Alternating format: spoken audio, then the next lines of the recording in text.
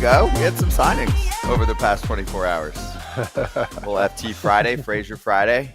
AJ in the house. You laughing because it's going nice and slow? It's going just the pace you wanted it to go. It is, for real. I think some people think we're kidding. I'm like, no, if we get 2 signings per day for the next 3 weeks, I will be very, very happy.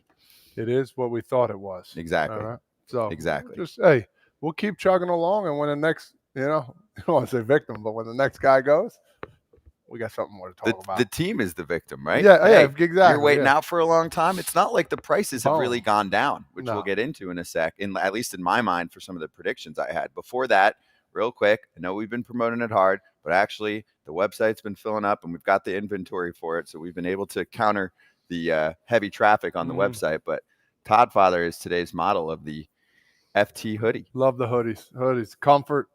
It actually fits to your liking too, which is even better. Some sweatshirts get frumpy. This fits a little bit.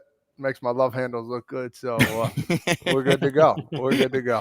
Perfect day for it, and too. it's comfortable. You want comfort. That's all. Just like a player. You want to be comfortable where you go. I want to be comfortable what I'm wearing. That's really the only goal we have. FoulTerritoryShop.com if you want to check it out. All right. Let's spend some team's money. Charge the Mound time. David Robertson and the Texas Rangers lock in on a 1-year contract. And Jeff Passan with the report. I haven't seen the final money, but he said in the $11 or $12 million range. So we can just call it that. David Robertson's name actually came up, I believe, on yesterday's show, right? Didn't I bring him up for Kansas City? But then brought him up. I thought he was going to be more in the, 8 or 9 range. Not that it's, come on, a few $1,000,000 of a difference in baseball is literally chump change for any ball club. But good for Robertson. He's, I believe, 38 years old. And remember, AJ, last year, he had a really good start with the Mets and then fell off a little bit with the Marlins and then bounced back again. This is a solid signing for Texas, right? I think this is a great signing for Texas. It helps their bullpen. I don't know if they're obviously going to count on Spores and Leclerc to pitch the way they did in the postseason, but during the regular season, those guys weren't very good. So this is a veteran presence at the back end that Bruce Bochy can use the way Bruce Bochy does better than anyone else, uses bullpen. And you got to love adding a veteran guy that can close games for you to any team. And I think it's a great signing for the Texas Rangers and for David Robertson. You got $11 to $12 million to go to a place that's coming off a World Series championship. Good for David Robertson and good for the Texas Rangers. Yeah, and I think not only is it good for them, they are now getting the best calves in baseball. So what people need to understand, even though he said JT Realmuto probably has better calves, but it's tough to see his calves when he's got shin guards on and he's in a crouch all day. The guy, he has a solid cutter. He developed that cutter from Mariano Rivera. I'm not saying it's Mariano-like, but it's a really nasty pitch. He's got a nice breaking ball to go with it, and he'll sneak in a 2-seamer in there as well. So he's not the overpowering David Robertson, but he's going to get the job done, and I'm so happy for this guy. I played with him for a couple teams. Now seeing players are getting the deals they want, it seems like, because I agree with you. You think about this a couple years ago, you're thinking about what? 5-6 year deal for 1 year, but now, almost getting double. Or Mill, you're saying. Or Mill, right. Sorry, for what they wanted. But yeah, he's a solid pitcher, and and he's on the back end of his career, and he's still doing it, which is great. Yeah, that cutter, it's in the low 90s. Yeah, that curveball definitely still plays. You're right. The velo, it's maybe not prime David Robertson, but it's pretty close. It's got a little stank to it, I call it. Yeah, and it's pretty close. He resurrected his career, though. Remember? He's in his mid-30s. He had TJ. Yeah. And he disappeared for a couple years. And then he joined the Cubs. Remember, he went to the Cubs. He went to the Cubs 2 years ago, and then he got traded, I believe, to the Phillies, right? Yeah. Last offseason, he signed, and then he ended up in the Marlins. And listen, this guy's still an effective reliever. Cutters and curveballs, man. That's the thing now. If you can throw a good cutter and you can throw a curveball to back it up, Mark Melancon made a career out of it. David Robertson's made a career out of it. A lot of relievers now, cutters and curveballs. Tampa Bay, remember? That was the first spot back, only for a second. Yeah. That was the end of the, 2021 season. Yeah, and then had some success in a few different spots. Strong playoff performer in 2022. with the Phils. So think about this. I mean, interrupt you, but when we played the Twins in that playing game when I was with the Yankees in 17, Severino, he got ousted. He only got one out in the first inning. He came in and threw 3 innings. We had a bullpen day, and he locked everybody down. He's a guy that will pitch when they want, when he's called. He's not the dude out there like, oh, man, I'm supposed to be the 9th inning guy, 8th inning guy. Okay, if that happens, so be it. But he will come in the 6th, 7th, 8th inning. He's a team guy, and that's what I love about him. He's funny as all heck, and he's got that goofiness, that nerdy goofiness about him that, these guys are going to really enjoy in Texas. Him and DeGrom together, I can't wait. They're going to have a good time. And he can close. Right, he can do that 5th, 6th, whatever. He can close for you. If He's Leclerc up, has he's, a he's bad up time. he's up to do whatever is what I'm Yes. saying, without any problems. Upper 30s. He makes more this coming season, than he did last year, coming off a great 2022. But with the Mets, he signed for 1 year, $10 million. And then this year, his agent, AJ, did a great job. I mean, he got him a little raise to 11 or 12 mil from the 10 Good. the year before. He deserves it. He's been solid for a couple years in a row.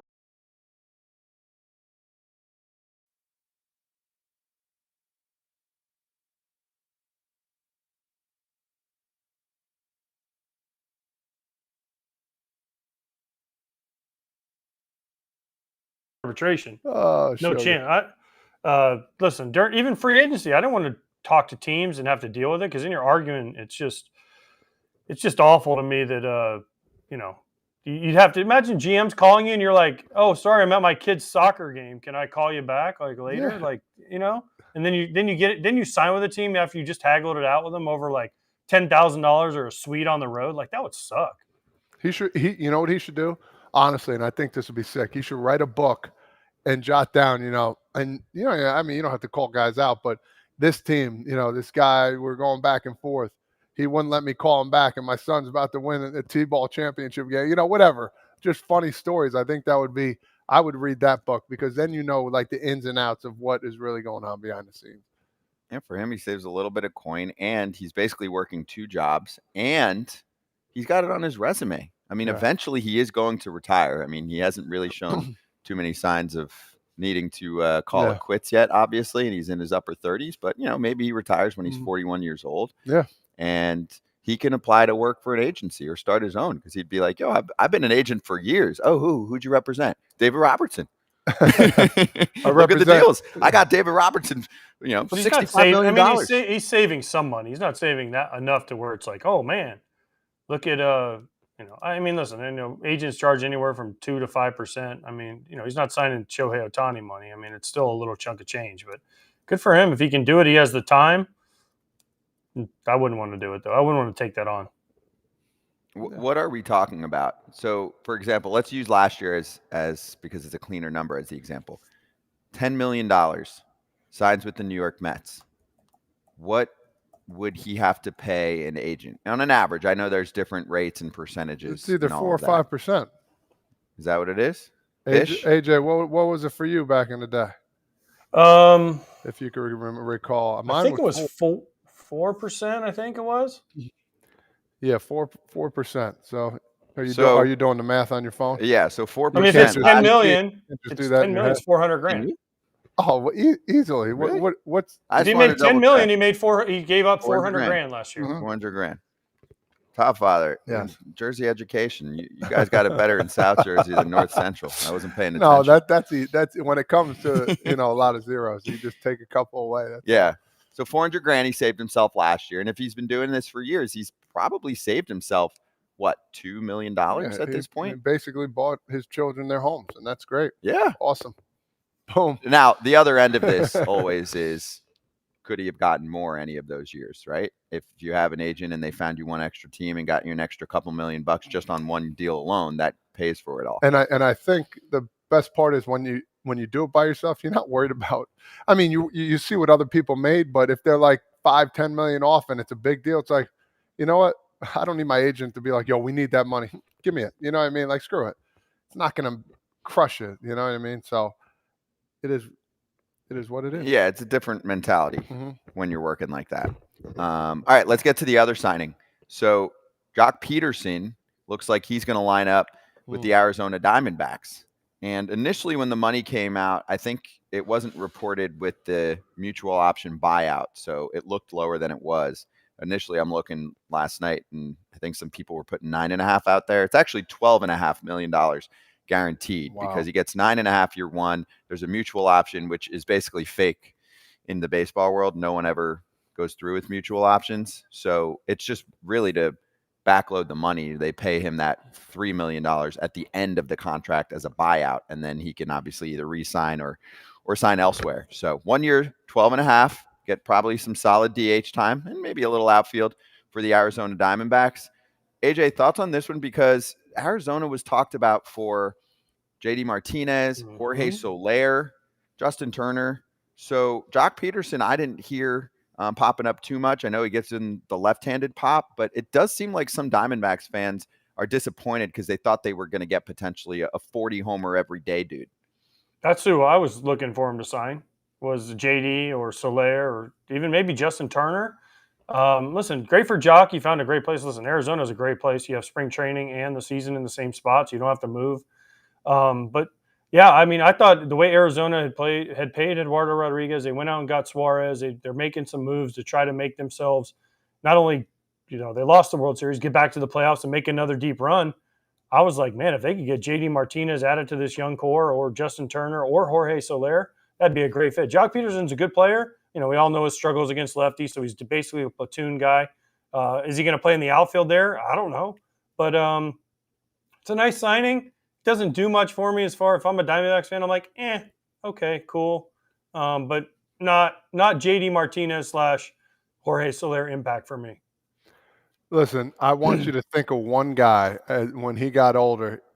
Well, they basically in the playoffs or whenever he played, he came in there to do one thing, and that was to hit a home run. What guy was that? Can you think of later in his career? Yes! I'm so proud of you right now. I got to be honest. This is who I'm thinking he's going to be, bro. Get in there, grip it, and rip it, because it just seems like anytime he was up last year, whenever I watched him, he's trying to go ham and hit one over the wall. So I could see that happening. I do think he can still play in defense in those positions. But I do see him coming in as a DH or off the bench and by out. Here we go, whack. All right, so that's what I think he's going to be going in there for, and I think the money is great. I think he's getting a lot of money too as well. So good for him. I think it's a. You think it's a lot for him? The 12.5. I mean, at this stage of his career, yeah. I do. Yeah. But I'm happy for him. I want him to make 24. I want him to make 36. But yeah, bro, get in there. Just want to see Jock get in there and just try and go ham every time he gets up to the plate. He's still got the pop. Does anybody know if deferred money, like the signing bonus for a mutual option, counts against the luxury tax number? Does anybody know that answer? I don't know off the top of my head, but I'm going to strongly guess yes. You're saying, but does it count for this year or does it count for next year? See what I'm saying? Because yes, teams are going to start taking advantage of this and say, we'll do a mutual option with we'll sign you this year for $2 million, but we'll do a mutual option next year for 20 with a $10 million buyout if it doesn't count. Do you see what I'm saying? It's like another way, kind of what Ohtani did to manipulate the salaries. But then it just goes to next year.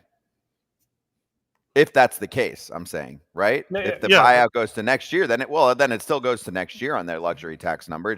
It's not like Ohtani where it's, you're deferring money, 10 years from now. And to me, that's a different case. If it's a mutual option, it's a few $1,000,000 that you're finagling one way or another. That's kind of like when you're backloading a contract or front loading a contract, right? I mean, you can pay a guy on a deal 4 years, $80 million, and it could be 20 a year, or you could be backloading where he's getting 60 in the last 2 years, or 500, or what did Ohtani get? 680 in deferred. He got 97% of 700 mil. Yeah. Oh, that's tough. So $2 million a year, 680 for 10 years, 680. He got $20 million. 680. Yeah, 680 deferred. And now California is changing their tax laws because of that. Yeah, I think they have to. Jesus. Yeah, I mean, he always wants to be historic and do things differently. I mean, he's literally changing tax politics in California. Yeah, I love it. You can't get bigger than that. Actually, the last thing that I remember on the luxury tax question is if you do sign, like Eduardo Rodriguez, I think was about 4 years, 80. The luxury tax number just looks at the AAV, so it's 20 a year. So with Jock, I'm pretty sure since it's technically just a 1-year deal, it's probably going to charge the 12 and a half. You know what I'm saying? For this Yeah, I year. don't know. That's what I wish. I wish we need like a salary cap expert to let us know, because buyouts are different. That's a different thing. It's almost like in the NFL, these quarterbacks sign for like these huge signing bonuses, and it doesn't count as much against their future earnings. So they'll take $100 million up front and then take less down the road. You know, Tom Brady was the master of this for years with the Patriots, right? He would. So I don't know. It's interesting because like what Ohtani did is basically messing with the luxury tax system, and now teams might look at it and say, well, man, we can get an advantage by signing a guy to a 2-year deal, knowing he's not going to stay for 2 years, and just have a huge buyout on the backside because it doesn't affect our luxury tax for this year or next year. Yeah, I'm looking as you're saying that at the numbers for Jock. By the way, do you know how much money he made last year with San Francisco? Because he's taking a pay cut for this go round. He was like 14, or wasn't he, or something? 14 last year? He took the qualifying offer. It was 19, a little over 19 and a half, which is way more than he had gotten in the past. Like the year before when he signed with San Francisco, at least according to Baseball Reference, he made $6 million salary, and then there was a $2.5 million buyout. So I guess he was 8.5. So he more than doubled that in 23. And then last year he was good, not great, right? He was technically, we know my favorite stat, OPS plus. He was a 111. At times, he's not an everyday player, so he was good, and he gets a nice healthy salary. Todd, let me ask, like Jock, right? He doesn't get matched up against a lot of tough lefties. So imagine how good you could have been if they were like, oh, who's the toughest righty you faced? You're not going to play against those guys. You're only going to get lefties where the ball's coming into you every pitch. I mean, how much? That's the thing. Like OPS plus, right? He's only facing guys that he matches up well against. He's not. If you're not an everyday guy, sometimes you get bad matchups as an everyday guy. For me, no, you're 100%. 100%. I love lefties. Love lefties. Exactly. So if you're facing, I don't know, I'm trying to think of a lefty that, like, during your era, like a Jaime Garcia. Yeah. Jaime, yeah. Go ahead. That was throwing cutters into you every time. You were like salivating to get to the box every day, right? So if you only faced those guys and you didn't have to face, Adam Wainwright, Johnny Cueto, Chris Carpenter, those type of guys, you would have been like, damn, my OPS plus is off the charts because I only face good matchups. I'd sit on the bench and just be like, all right, I'll be in a couple of days. Don't worry. Yeah, that's why some of these stats to me, I mean, I get them. They're useful tools, but they're not the end-all be-all. Exactly. They're working though. They're working for him.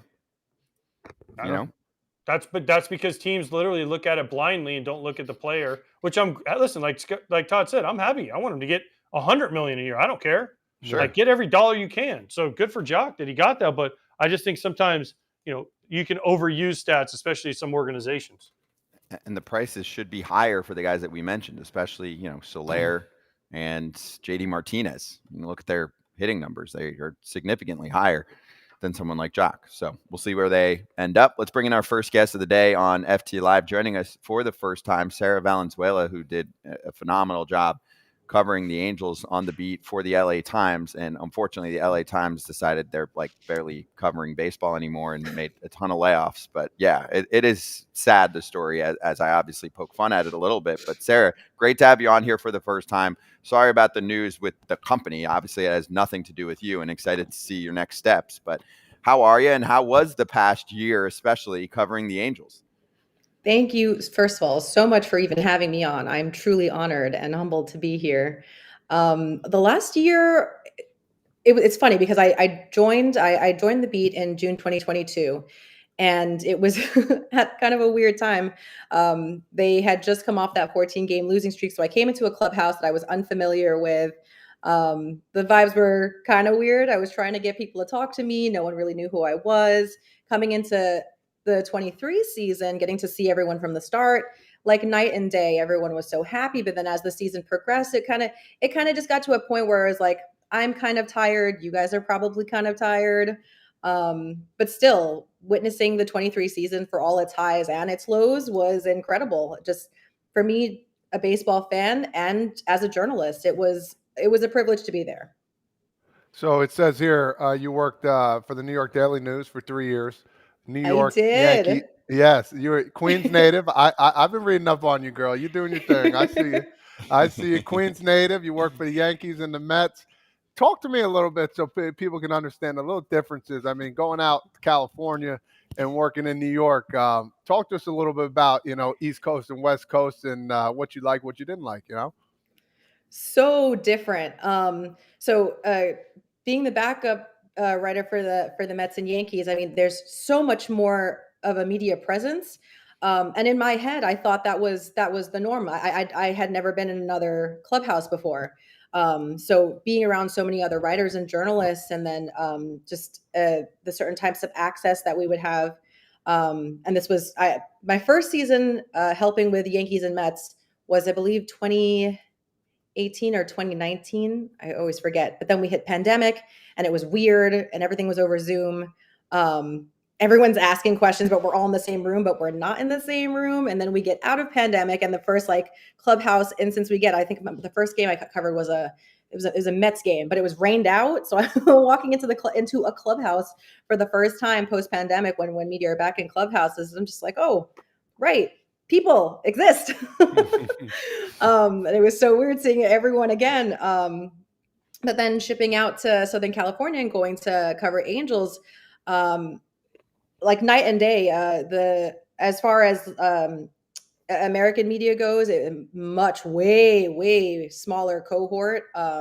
It was really just the four of us, but then there's this huge following of Japanese media that are there just for Shohei Ohtani. And I was like, whoa, you guys all follow him everywhere he goes. Yeah, exactly.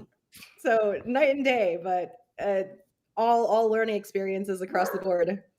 I am so sorry. My dog, I think he hears someone passing the door. That's okay. No worries. That's okay. We have dogs too. We get it. We had kids on here yesterday. I mean, dogs. I mean, it's all good. Sir. We're No good. rules. Whatever. Anything goes. Yeah, seriously.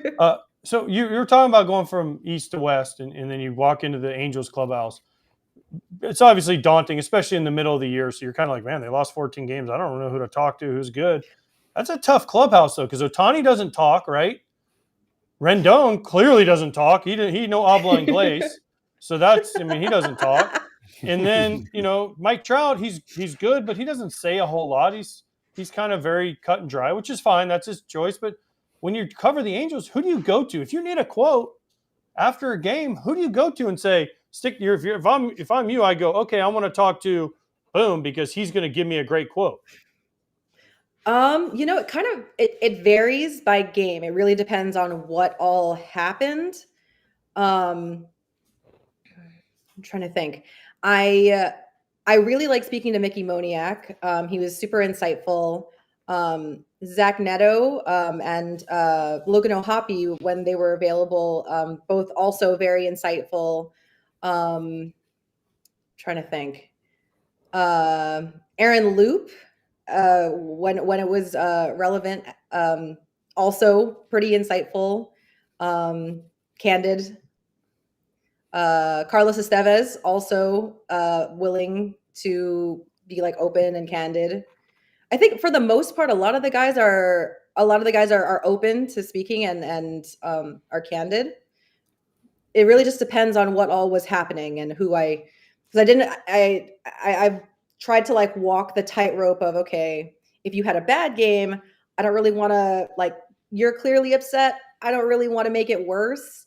So I kind of just want to give some space a little bit, try to approach gently.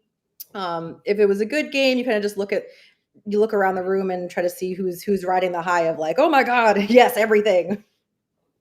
Makes sense. Makes total sense. I mean, as a player, listen, we also know it's part of our job. We have to answer questions. So what was it like? I want to know what it was like. You never really got to talk to Ohtani probably one-on-one, right? He was always surrounded by a million.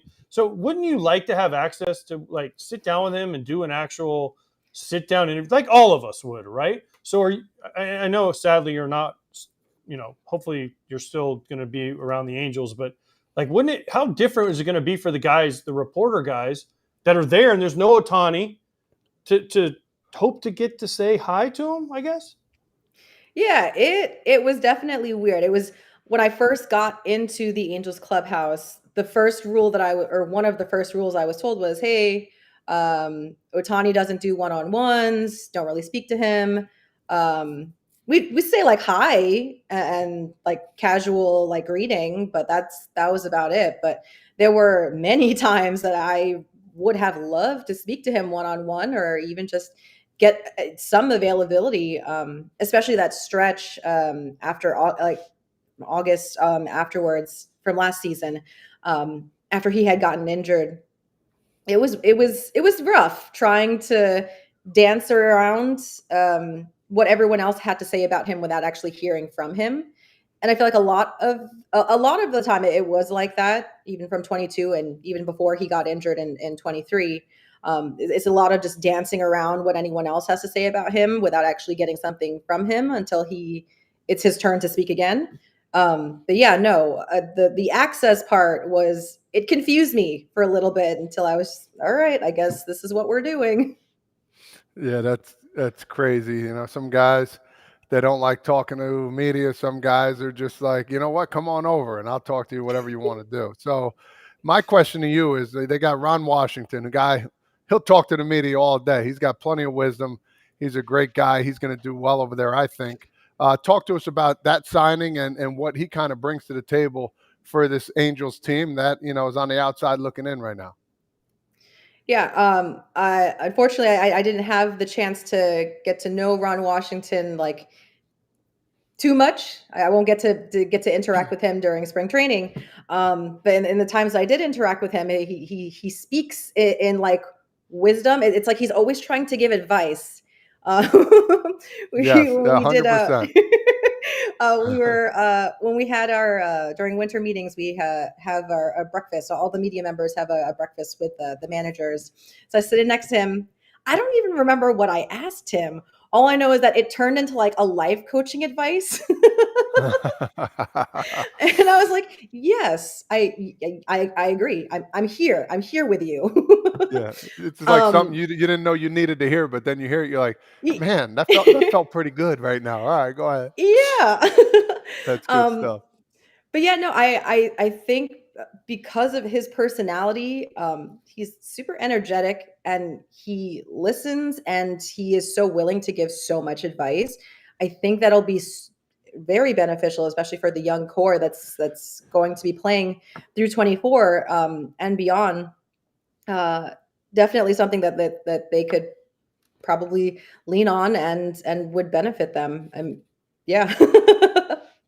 Yeah, I want to dive into the team here a little bit. The bullpen last year was not good at all. It seems like they are putting some money and effort into the bullpen. How do you see that playing out? And you know, it's a daunting division they have right here with all the signings and everything else. But how do you see, you know, they've been doing that Artie's been doing with getting the bullpen pieces? Stevenson's a really good pickup to name one.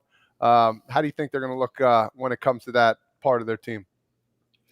Yeah, their bullpen has made Perry has made plenty of notable upgrades into the bullpen coming into 24. I mean, last year they had the fifth worst bullpen, so you have to believe it's only up from there.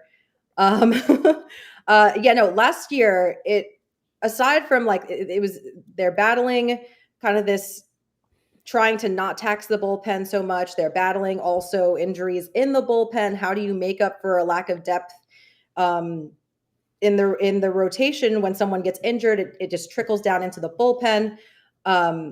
So having a little bit more of a stability in terms of veteran arms, or at least experienced arms, would definitely help them. I think I wrote a story last year just about how they were struggling to find that bridge in the bullpen to get to Estevez in the ninth. So you got to believe it's only up from here. The guys that they have brought in have shown potential in previous seasons that they are reliable as relievers, or could be reliable in relief. So on paper, this is good. Agreed. But they obviously lost Ohtani, and they're bringing in bullpen help. Why won't Artie Moreno spend big on a starter? Why won't he bring in a starter, which they clearly need? They need probably more than one starter. And then with Ohtani gone, how is it going to affect guys like Reed Detmer said on here, hey, no more 6-man rotation. We're going to be on the standard 5-man, and Sandoval and some of the other guys. So why won't Artie Moreno, one, buy starting pitching? And two, do you think some of these young guys are going to be better off because they're going to be more on a set schedule and know when they're going to pitch? Yeah. One of the many millions dollars of questions. Yeah.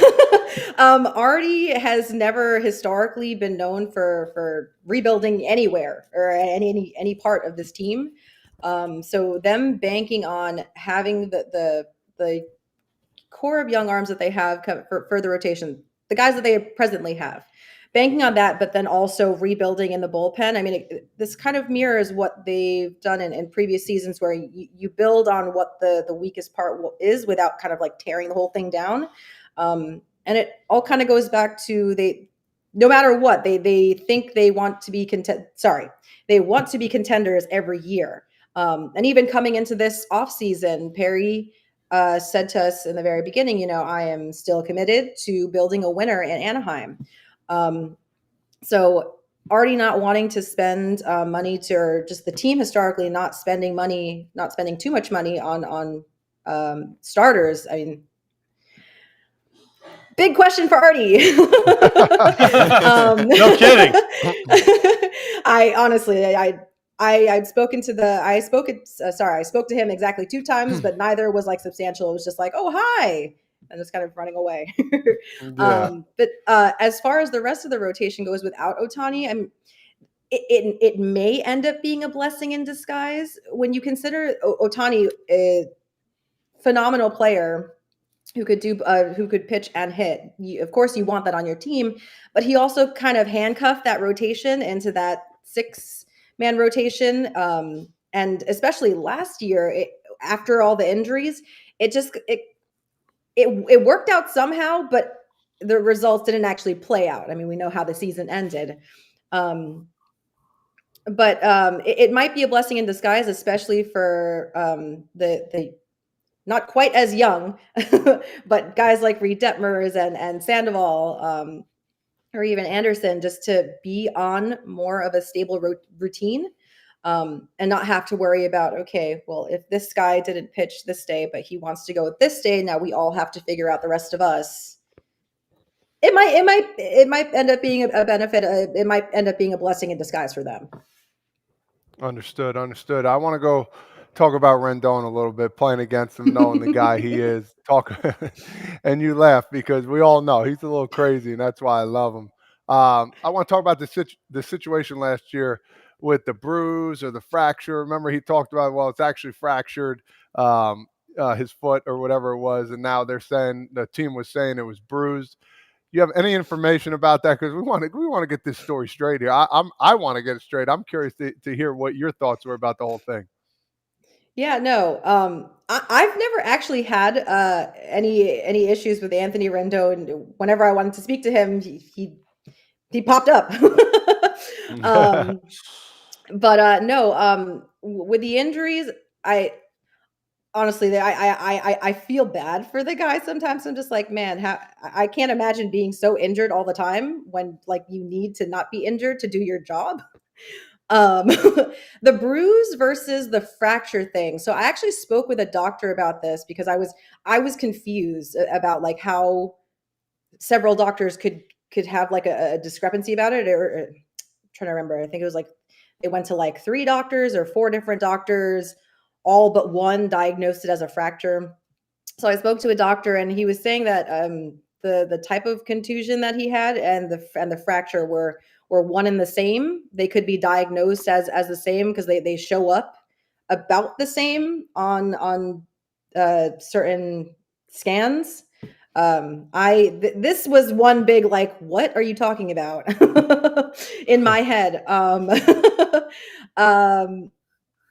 I honestly, I'm still kind of confused about it. The fracture part and the bruise part, one big bruise or slightly a fracture. I mean, but both just are awful.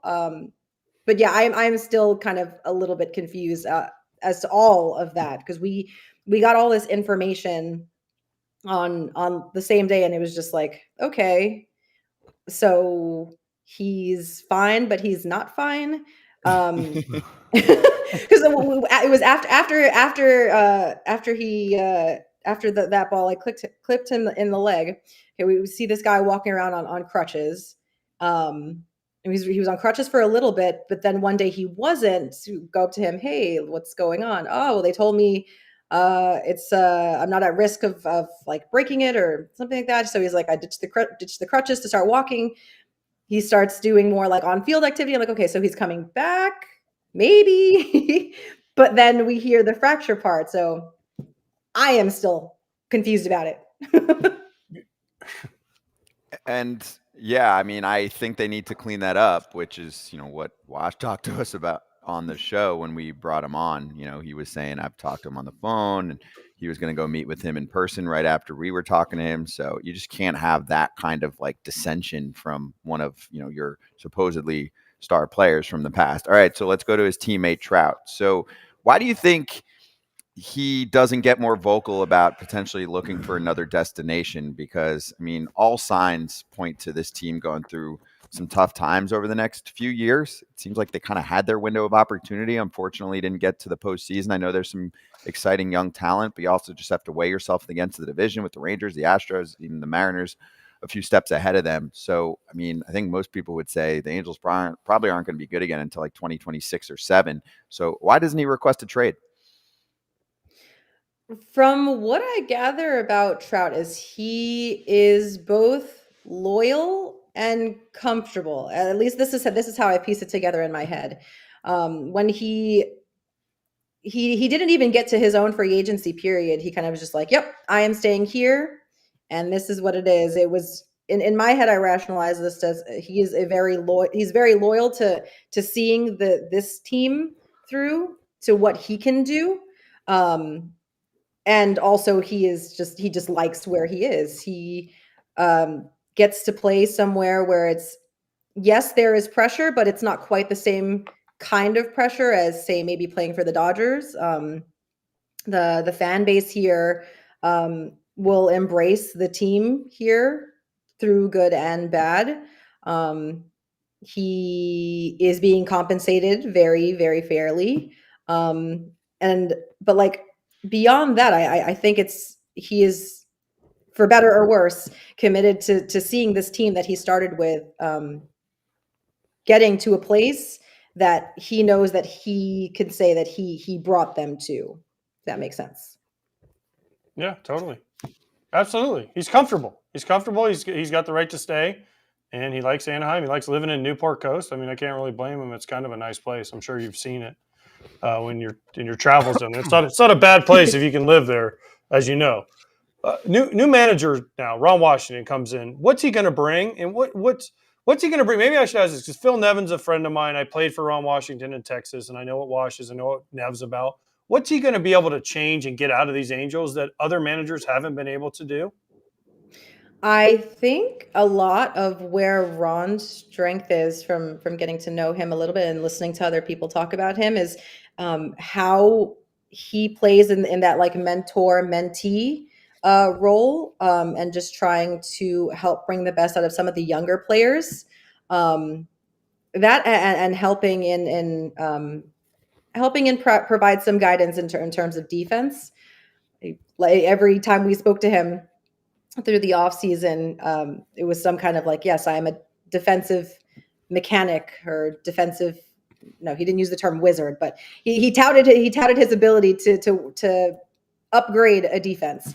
And everyone liked to talk about how well he does with younger players. Since it will be a younger team coming in for next year, a younger core. That could be a difference maker. But all remains to be seen. Yeah. Sarah, before we let you go, we do have a question here from a fan that's more on the media side, from Cliff. Cliff said, what's the secret to trying to get a player out of, quote, talking to the media mode? Like, trying to get the boring vanilla answer. Hey, we're taking it one game at a time kind of situation, right? Some people have their tricks or secrets on maybe having a combo first about fantasy football for a minute or whatever, right? I don't know if there was anything that you used as a go-to that was helpful for you to kind of relate to people, or if it's just relationship building in general, that they kind of trust that you're there every day and you're going to take their quote for what it is. For me, a lot of it is relationship building. A lot of it is relationship building, but there are some times where you'll go into an interview and let's say it was a bad game. My approach is kind of a little bit more gentle. So like, hey, do you have a moment to maybe chat a little bit here and there? And I kind of just pose my questions a little bit more gently. And that kind of worked for me. There are some people who I just, as much as I try interview after interview, I got the same kinds of answers. And that's not even a matter of like relationship building. It's just, that's their own media training. Don't say too much. Say like just enough to like get an answer. I'm trying to think David Fletcher, he was one. Like, it doesn't really matter how many times you talk to him. He kind of gave the same kinds of answers, and that's just how he answers. I got him to speak like a little bit more when I did a feature story on him and his brother Dominic, and he opened up just a little bit more, but yeah, he's tough. He's tough to crack, right? That's fair. Well, Sarah, it was awesome having you on, and I agree with you, by the way. That is a good approach. I've used that approach in the past too. It's kind of like the innocent, like, hey, you just have a minute, like instead of the forceful. Sometimes Todd Father probably can speak to this in New York, where it's like, Todd, like almost as if they're demanding, like, hey, you owe me this 10 minutes right now. It's more like, hey, do you have a sec for me? I know you're busy, like, right? huh? Which approach would work better? Sarah and me coming up saying, hey, you just have a sec? Or like, hey, Todd, I got you right now for 10. And, right? I start speaking Spanish. I'm like, ¿cómo? Okay. Huh? So good question there from Cliff. And good stuff. Sarah, yeah, we appreciate it. Obviously, again, sorry to hear the news, but more sorry for them and obviously the fans that are going to miss out on great coverage. But now it'll get picked up somewhere else. So excited to see your next steps and where you're at. And for anyone that wants to follow Sarah, at Sarah_ISABELVEE, Sarah Isabel V. Thanks again, Sarah. We appreciate you. Thank you so much. Good things on the horizon. Yeah, absolutely. Yep. Yeah, that was great. Better things, I should say. Dave S in the comments, by the way. I've been working the comments hard today.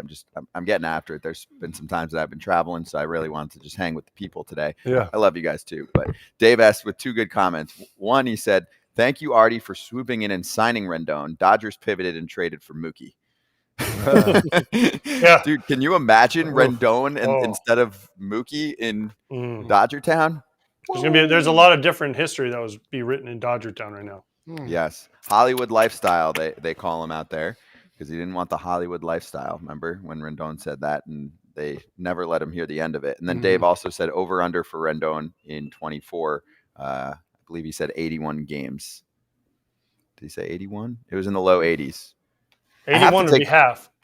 Yeah. Right. You have to take the over. Yeah, 81. He said 81. Yeah. You're taking the over? You have to right now because, after talking to Wash, he's going to have to feel some pressure, I would think, from the organization and from Wash to get out there. You too? Yeah, I would say so. Listen, new manager comes in, a guy well-respected, has wisdom. Last thing you want to do is let somebody down like that. If he's injured, don't get me wrong. Sure. You're not going to play, but, you got to put on your back like, all right, I think he needs that little pressure, and I think he wants that too as well. I think people forget. I mean, I do think at the end of last year was controversial with the bruise versus the fracture situation.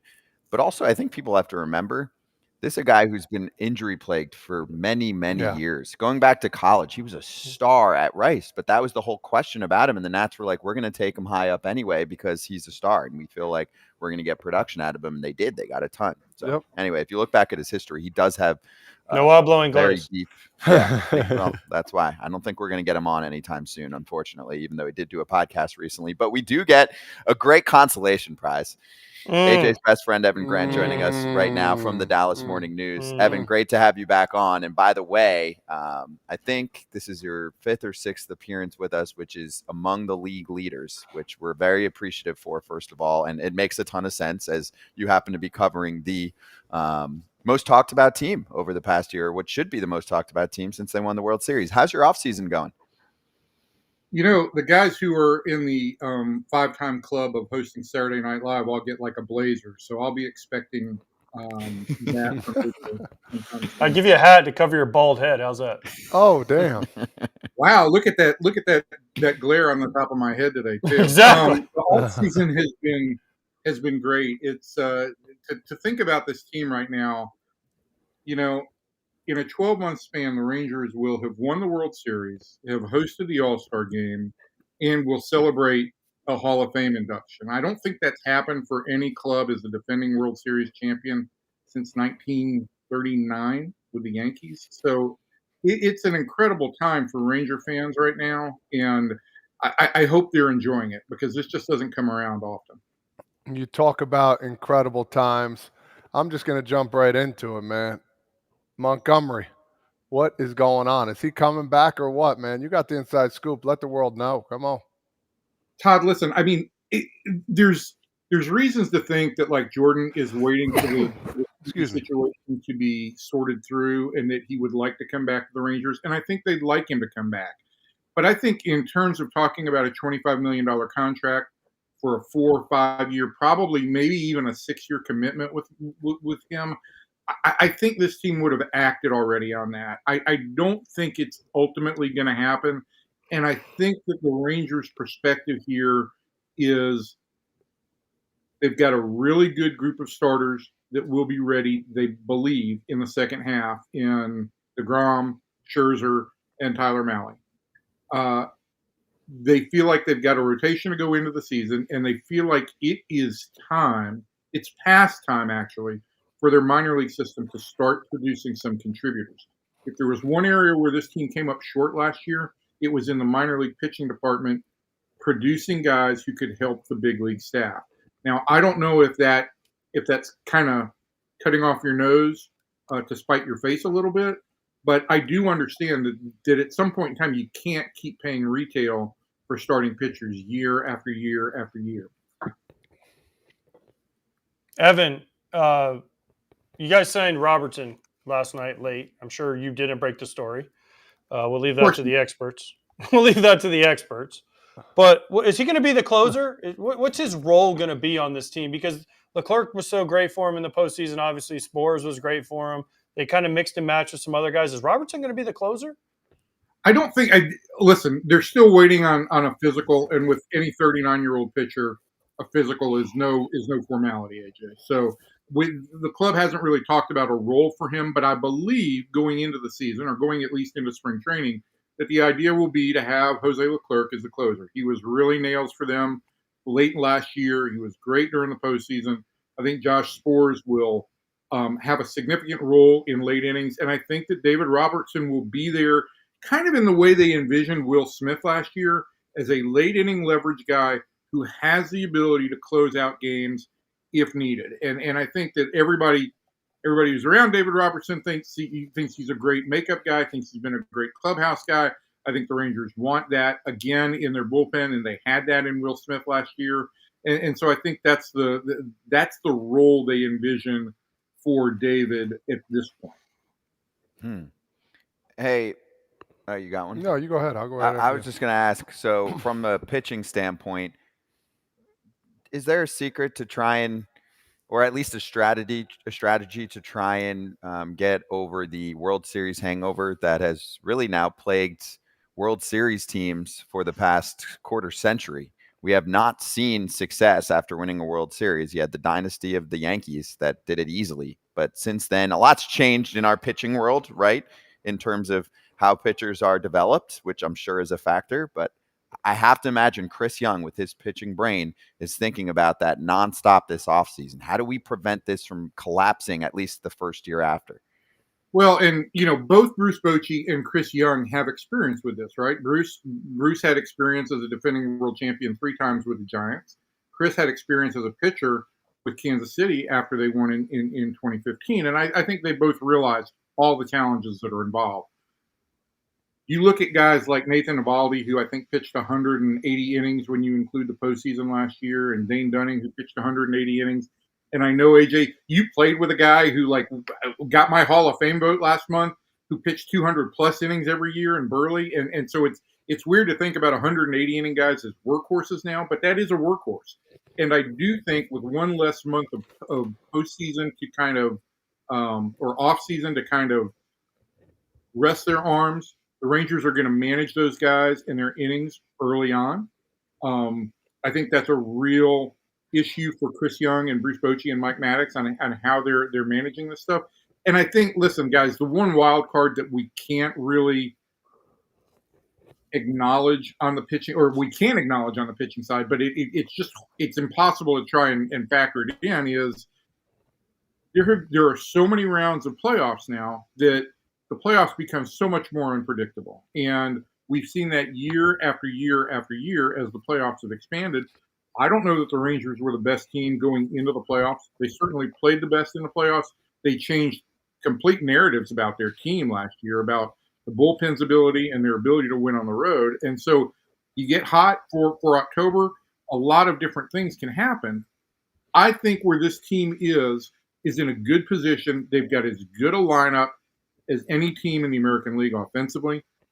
If Wyatt Langford breaks camp with this team, and I think at this point the possibility is very strong that he does, they've got some really good young players who should be part of the core for a long time. I think they feel like they've got reinforcements coming for that starting rotation. I think the big challenge for the Rangers now is going to be getting themselves through the first half of the season with the pitching staff they've got. But it still doesn't answer the question, like, is home field an advantage in the postseason if you get there? Is it not an advantage? Is taking time off an advantage? There's just too many layers of unpredictability in the playoffs right now to really think of the idea of a dynastic team. That's all good. That's good and all, but you go down the street a little bit, and the Houston Astros just signed Josh Hader. I mean, talk about that. Where do you feel the Rangers are now in that division with a guy that's been unbelievable over his career, and now he's probably going to be, the 8th or 9th guy, most likely the 9th guy coming in, depending on situations. Like, who's got the better team now, and does that put the Rangers in fight to get another guy to bring back in?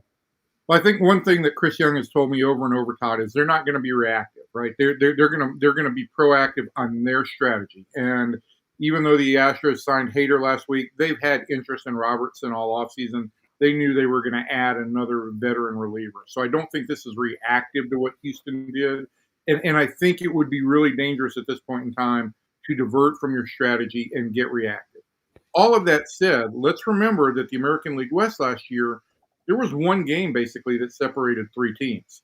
And the Rangers have not done a ton to improve their team going into the season.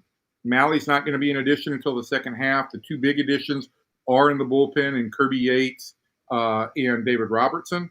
But Houston did add a big-time closer after losing Kendall Graveman, and Seattle's made, Jerry Dipoto moves. It's hard to ever keep up with the Mariners roster because it's constantly turning over, but they've made a lot of moves. And so it's hard for me to sit here and say that definitively the Rangers are a step ahead of both those clubs. I think the Rangers have the better young offensive talent. I think that's going to be the strong point of this club again. And whether or not they can navigate the first half of the season with this pitching staff, I think is going to be the real challenge. But if they're in position, they made trades last year to strengthen themselves significantly at the deadline. They got the best pitcher on the market at that point in Jordan Montgomery, and I think they're in a good position. I don't want to say they're not going to repeat as AL West champs because, as Alex Bregman let everybody know, the Astros were the AL West champs. But I think they're in a good position to contend again this year, to go deep into the playoffs, and maybe do something historic. So one more on this team, and then we'll jump to Hall of Fame. Fan question from Patrick, and I know you mentioned it, but any more context you have on confidence that Wyatt Langford could break camp with the team? I think it's obvious to everyone he's going to be up with the ball club. They're anticipating that, and that's why they're not really touching the position player group. But how likely is it that he's already good to go if he has a solid spring training? Listen, Scott, I think they've got a couple of good internal options to get a significant number of at-bats at DH in Wyatt Langford and Justin Foscue, and to some extent Blaine Crim. All three are really good hitters. The most significant position need, I think, would be there would be more playing time in the outfield than there would be at second base where Foscue plays, or really at first base where Crim plays. So the question, I think, for the Rangers is, can we get Wyatt Langford enough playing time in the outfield with minimal time at DH? Because I think, coming up as a DH, it's a difficult thing to do. You've got most of the game to just sit around and kind of wallow on your at-bats, and that's a bad headspace for a lot of players. So I think that's the biggest thing that they've got to work out. But from my perspective, it seems to me like this team is making plans that Wyatt Langford will be on their opening day roster. Okay, from future Gator Rangers to a Hall of Fame guy, and the guy I got to play with, and Adrian Beltre. What was it like yesterday when you got to go? You were in Cooperstown with him. You had your special socks on. It was cute that you wore the Jackie Robinson socks for the Hall of Fame. I get it. I see you working.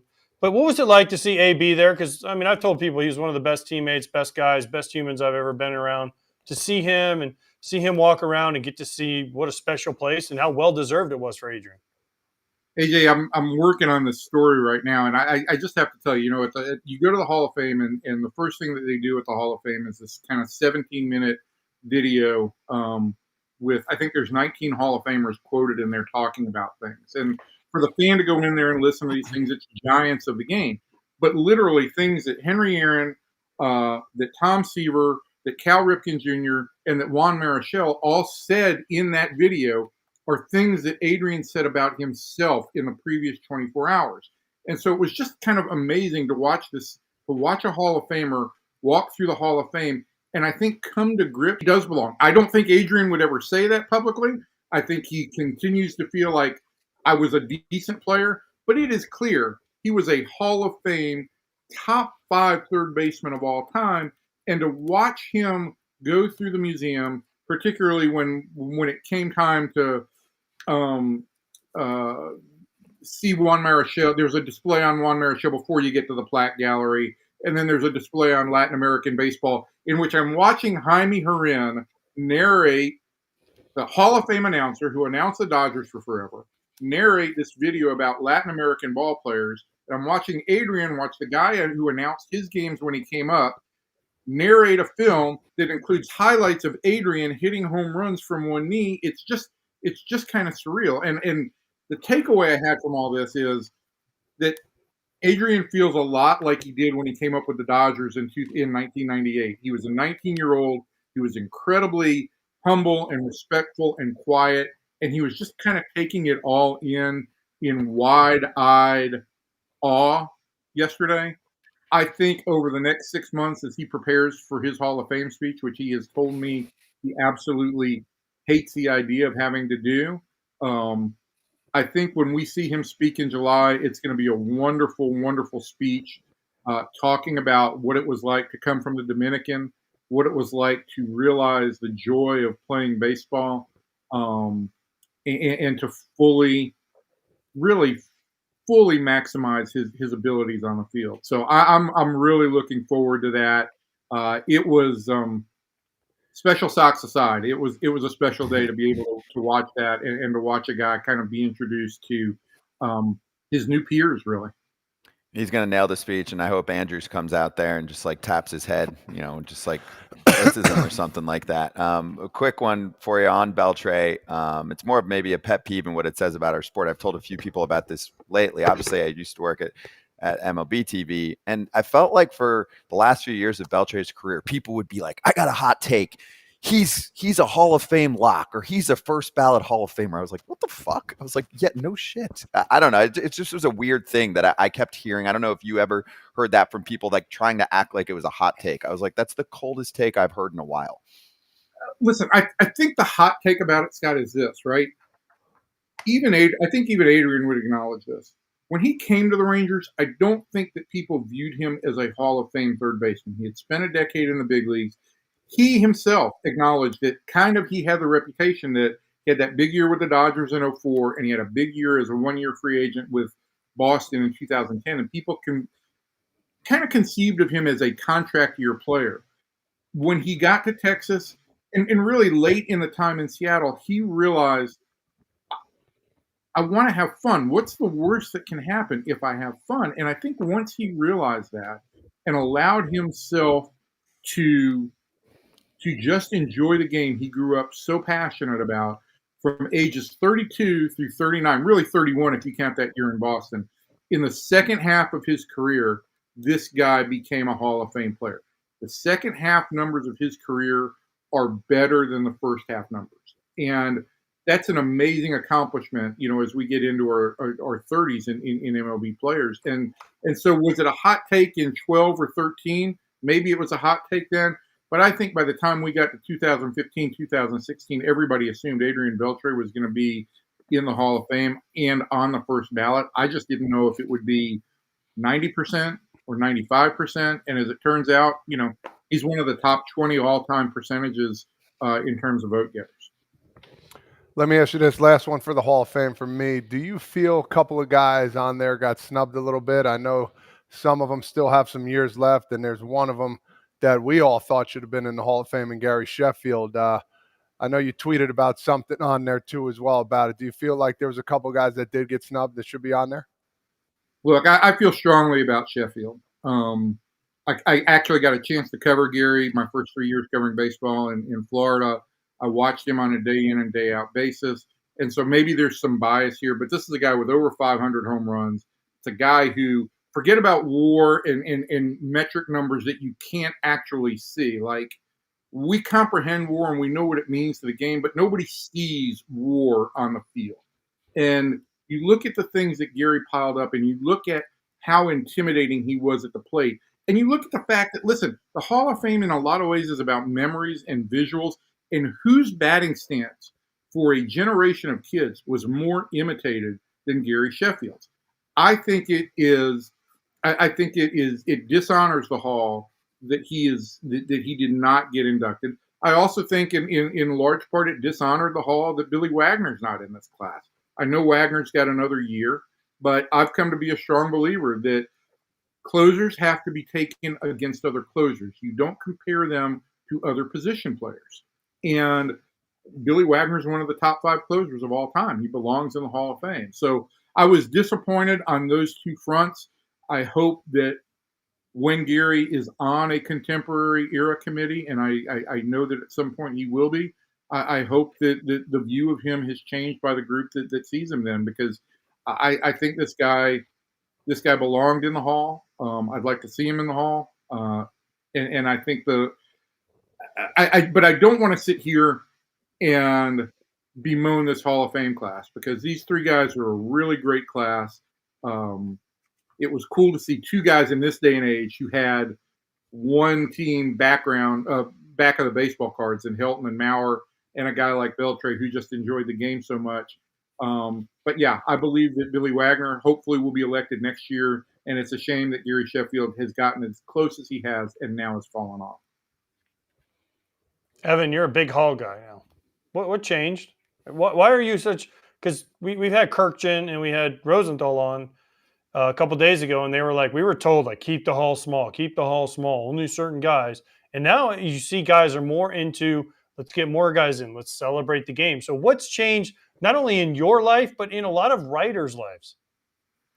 Well, I think one thing I hope I've been able to actually pull from social media is that I do think fans want to celebrate the game more. And I have been fortunate enough, as a guy who grew up in Atlanta and at a time when the Braves didn't have a ton of Hall of Famers, when Phil Niekro went into the Hall of Fame, that meant a ton to Braves fans at that point in time. That meant a ton to that fan base.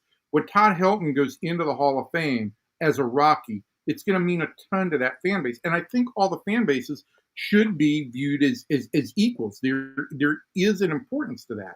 So I feel like I've come to a point in my voting where I'm looking for reasons that guys should be in, not for reasons to exclude them.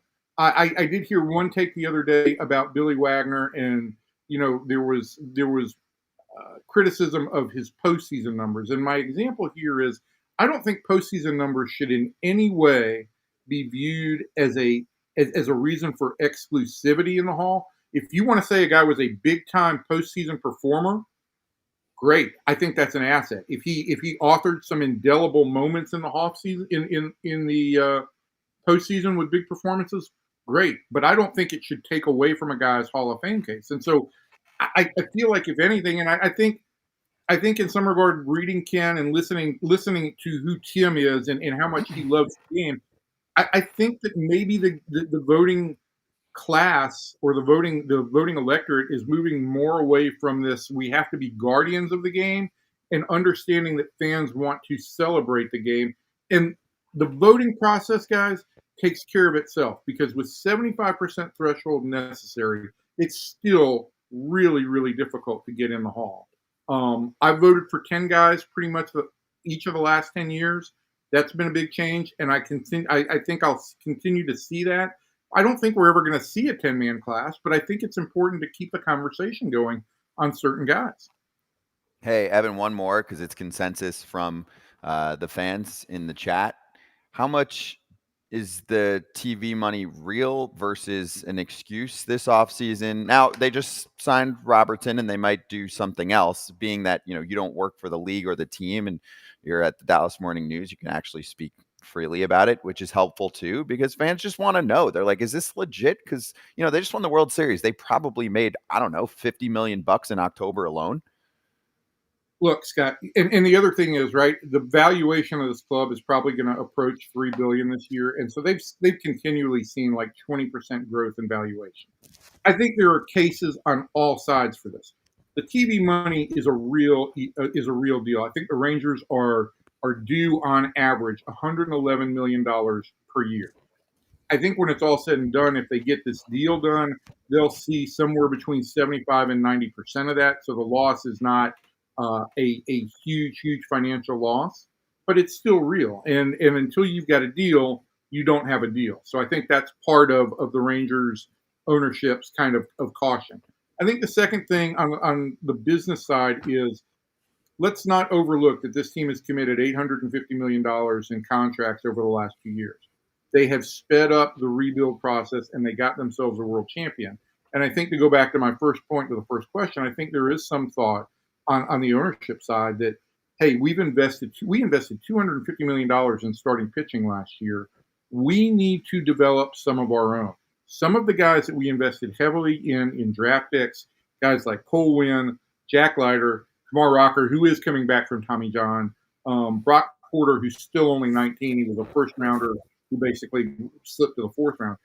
Some of those guys need to start producing for the Rangers in the next couple of years. And I think that's where you get some tension between, look, this team could use another starter, absolutely.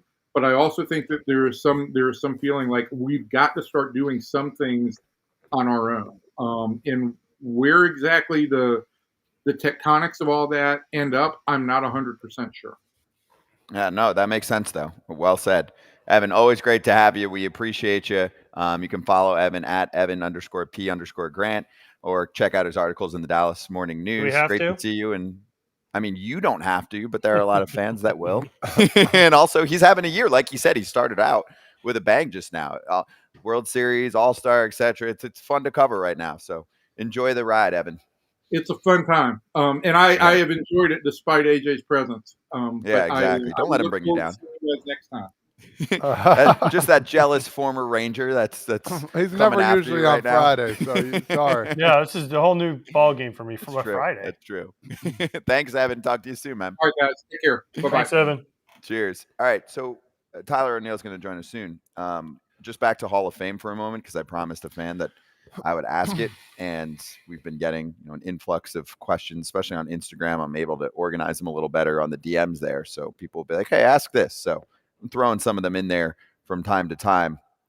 There was a fan who wanted us to throw up some credentials and then say do you think that this player deserves to be in the Hall of Fame based on the credentials that you're looking at? Okay. So we're going to get to that in just a sec here. I'm looking for the stats and for the DM. I should have had it ready, but, oh, it's in the rundown. Hold on. Let me see. Where are we at? From Ryan Slate. Ryan Slate. Hey, question for the guys. Without telling them that it's blank, would you put this player in the Hall of Fame? There it is. 14 seasons, 299, 140 homers, 725 ribbies, over 1,500 games, 14 seasons.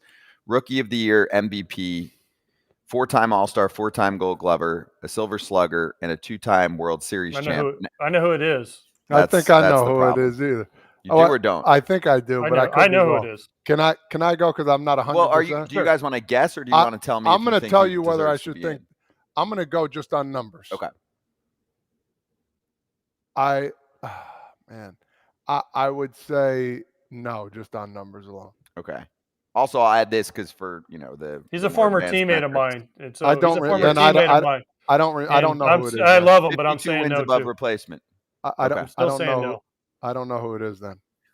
Do you guys want to? Well, AJ knows who it is because he played with him. You want me to tell you? I would love to know. Dustin Pedroia, who will be eligible next year. Mm-hmm. I thought it was something. I was way off. Mm-hmm. I think what's going to happen here is he just doesn't have enough. For me. That's what's going to happen. Like the 14 seasons is a little bit because 14 seasons count like the year we played like one game, right? So like you look and you're like 14 seasons. Well, he only played like a game or two that year. Like remember he hurt his knee after. I got you. So I think that hurts. I mean, listen, a lot of those things are awesome. Rookie of the Year, MVP. He won MVP. He won MVP because Ozzie Guillen basically sold him as the MVP. What year did he win that? He's a great. Listen, I played with Petey. He's unbelievable. He's awesome. But for me, 140 homers, 725 RBIs, like that should be short, especially if somebody like Jeff Kent's not in. Because now I'll throw Jeff Kent's numbers up there, and they blow those out of the water, and he's not in. Mm-hmm. Exactly. That's exactly who I was going to bring up. Now, in terms of WAR, they're close, but Kent still has him beat. The offensive numbers are not close. So you can't just ride defense alone on this or ding Kent for the defense. So I think Kent alone really holds back Pedroia. I'm with you. I mean, Utley has better numbers than that, doesn't he? I don't know Utley's numbers exactly. One to look at. Probably. I know Utley has to have more homers and RBIs than that. Yeah. I mean, he doesn't have an MVP or Rookie of the Year, clearly, but he's got All-Stars. Really nice. I mean, Utley's got some good numbers. Yeah, he's 64.5 wins above replacement. His OPS plus is better. His, batting average is probably worse, but it's not that. Yeah, 275, but 1,025 ribbies. Yeah, way higher ribbies. I mean, almost double the homers, 259. Yeah, I mean, also if you're doing defensive comps there, it's so hard. A pretty good defender. Like I said before, if there's any doubt or indecision on whoever is voting, you got to say no, in my opinion. It's got to be clear cut. I agree. And listen, I love Petey, and I mean, man, I hope he gets in. Another former teammate to get in. But if you just throw those numbers up there for me, I'm like, listen, he had a great career, but he's short. Great career. Like for me, listen, Mark Burley, right? You could throw up Mark Burley's list of things that he did. All-Star games, Gold Gloves, World Series, over 200 wins. Whatever they are, and people still tell you he's short. Now I played with Mark, so I'm kind of biased. Like Paul Konerko hit over 400 homers and had an unbelievable career. He didn't even come close to getting in, right? Mm-hmm. So it's like you're always biased. And I love Pedroia. I mean, he was one of my favorite teammates. That little dude. I mean, nobody I ever played with brought more every day than that dude did. Every single, fire, and he would get in your ass every day, and it was awesome. But I mean, to me, it just wasn't enough. It's just not enough cumulative numbers, and even you want to take short sample size. Like to me, it's just a little bit short. But I mean, I hope he gets in. Yeah, and the past second basemen that have not been voted in really hurt his cause right now. That's what you're going to get. I mean, articles out there like if blank, then how does he not get in, right? So, if Pedroia had his so-and-so, so this guy, that's where you're going to have problems from voters. They've clearly at least spoken. I think the narrative's changing a little bit where there's a little more focus on peak versus longevity and compiling and all of that. Yeah. But still, I think I agree. At least for now, he'll fall short. All right, let's hit hot corner before we get to our next guest. Just one. Sizzle. Because this one caught some fire on social last night. I know. I saw. Hey, this was a really good brawl. It's your boy who, is a wild horse that you don't want to jump on because he will fight you, and he is still ripped as hell. So if you're listening to the pod right now, we're showing the video of Yasiel Puig just in an absolute slugfest. He's playing winter ball in Venezuela. I think he's played really well out there, but I don't know how this started either. We're just catching. This is the clip that went viral. The fan that's close by, who's probably sitting first row or at least standing near the netting. And it was heated for a while. And you see in this video too, a couple fans throwing something and the guy turns around like, stop it. Really? Kudos to the guy. Yeah, kudos to the guy holding up that screen there. I agree. He jumped. He's like, hey, stop it. But from what I heard, man, and this is all speculation. He got sucker punched, Puig. Oh, really? That's what the people are talking on there. Mm-hmm. They're saying it wasn't his fault. He came online, Puig, and said, man, they're always about me. People don't know the whole story.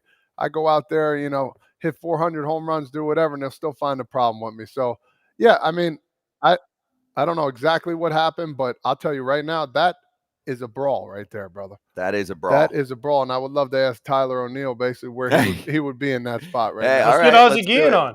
Ozzie Guillen's the manager of Puig's team. Let's get him on and ask him what the heck happened. AJ, get him on next week for a little report on what happened. I'll ask him.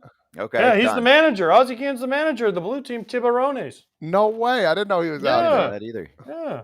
Done. Easy. All right, we'll do it. In the meantime, let's bring on new Boston Red Sox outfielder Tyler O'Neill joining us right now. Tyler, great to have you on here for the first time, man. And did you see that little Puig brawl, that whole Winter League action? That was crazy. Yeah.